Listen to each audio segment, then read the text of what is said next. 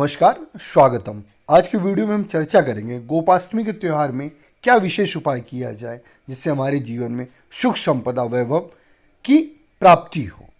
कार्तिक मास हिंदू धर्म का सबसे पवित्र और उत्तम महीना माना जाता है।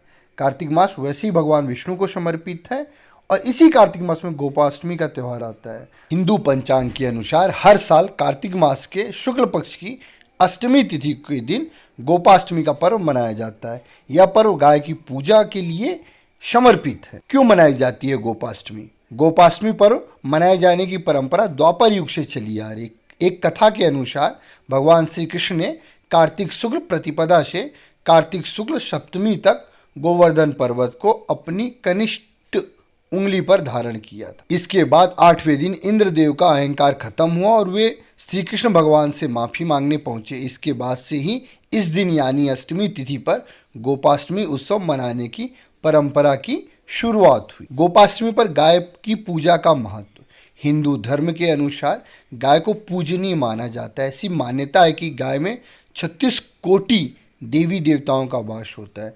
श्रीमद् भागवत गीता में गाय के बारे में लिखा गया है कि जब देवताओं और असुरों के बीच समुद्र मंथन हुआ था तो इसमें से 14 बहुमूल रत्न मिले थे, जिसमें से कामधेनु गाय भी एक थी।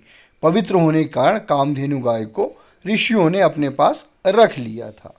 श्रीमद् भागवत गीता में यह भी उल्लेख है कि भगवान श्री कृष्ण बाल्यावस्था में गायों संग खेला करते थे और वे गायों की सेवा भी करते थे। उन्हें गायों से बहुत अत्यधिक प्रेम था।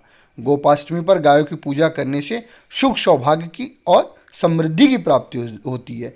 इस दिन गाय के साथ साथ गाय के बछड़े की भी पूजा करनी चाहिए। गोपाष्टमी तिथि कब है और शुभ मुहूर्त कब है? गोपाष्टमी तिथि शुक्ल पक्ष की अष्टमी तिथि पर मनाया जाता है। कार्तिक शुक्ल की अष्टमी तिथि पर इस साल अष्टमी तिथि सोमवार 20 नवंबर 2023 को सुबह 5:21 से शुरू हो जाएगी और मंगलवार 21 नवंबर को 3:18 पर समाप्त होगी।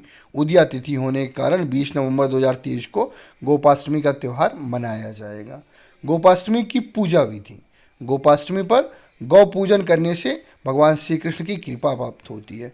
गोपाष्टमी पर सुबह गाय को शुद्ध जल से स्नान कराना चाहिए। गाय के साथ गाय के बछड़े और बछिया को भी स्नान कराना चाहिए।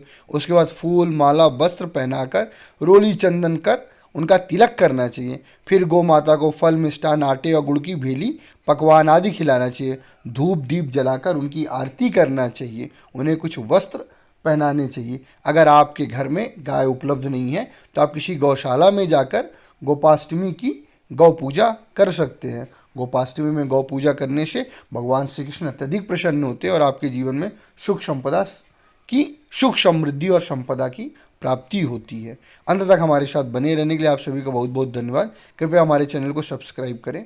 Thank you.